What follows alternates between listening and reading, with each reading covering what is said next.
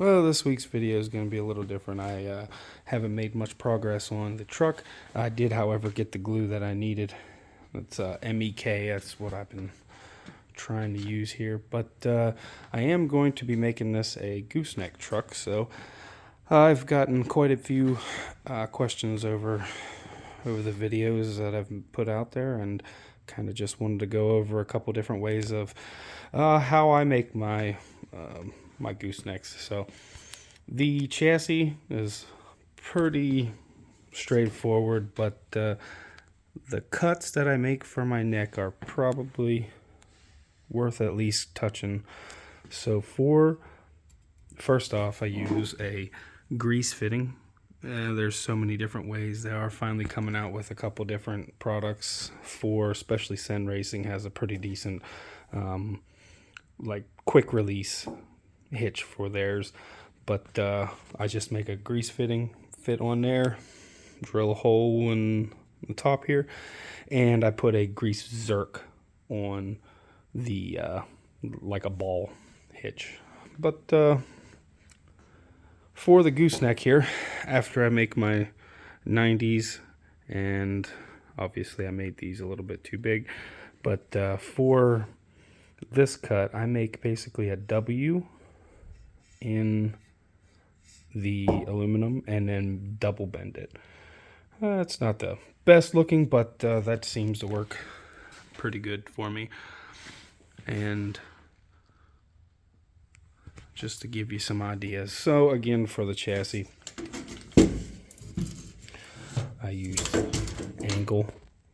aluminum angle, and just make some runners, support pieces across there. And there are so many ways to do your axles. These are just, I still kind of need to glue them, but I like that I can articulate as it sits there, and I haven't had much trouble with that yet. So they are Tamiya or Tamiya, however you say them, non-powered axles cut in half and just screwed to some C-channel there. That's pretty much going to be my go-to, really. That seems to work the best. It's just a nice down and dirty. And I'll explain a little why I don't do the leaf springs like this one over here. I'll get that one in a second, but this one's pretty much the same. Again, main angle down the rails. And for this one, I put some horrible welds in there, and but it works. It's been pretty decent. So it does the same thing.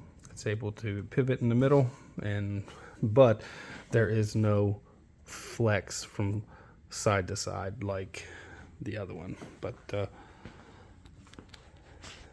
again, same thing. I think I just put I did not get to do my W on these.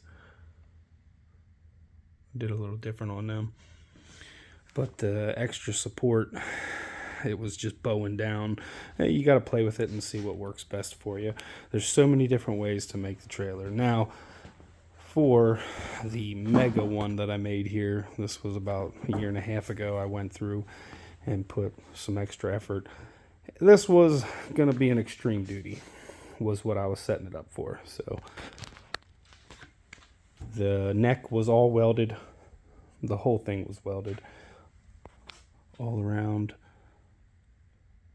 the floor. Now, I did not do any of that. I sent it off.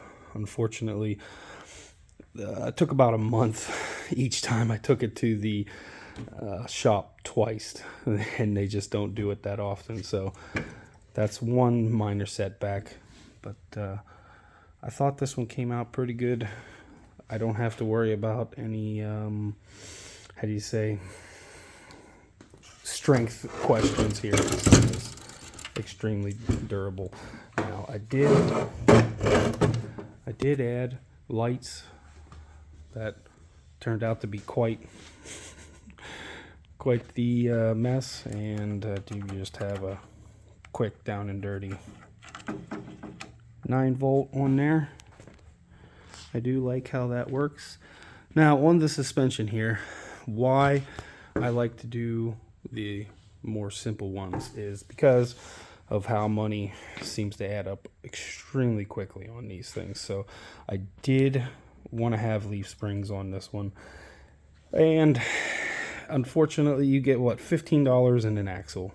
Okay, that's each axle. Then I think tires I was getting about $10. I think they're about $5 per tire, or maybe that's $5 for the rims.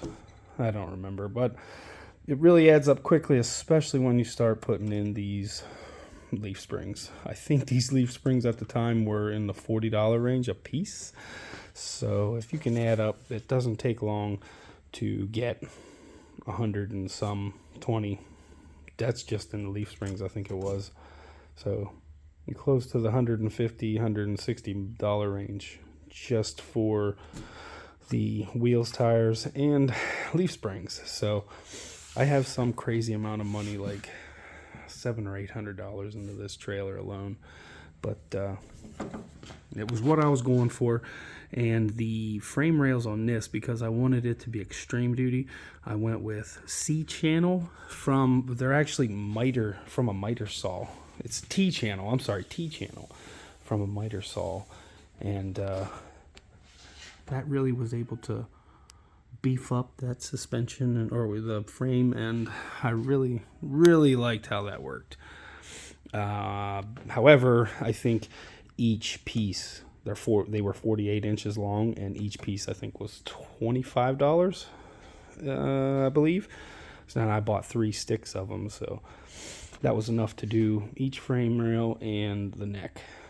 So, but I just wanted to give a little bit of information on the goosenecks there, and that seems to be what I like to get into there. If you're looking to build one, please don't be afraid to give me a message, send me a message, and I will help with any questions you might have there as much as I can. This is what I like messing with, so I will be getting that chassis or that body glued up here, and we will be continuing, but I am going to make this a gooseneck hauler. So, thanks for watching.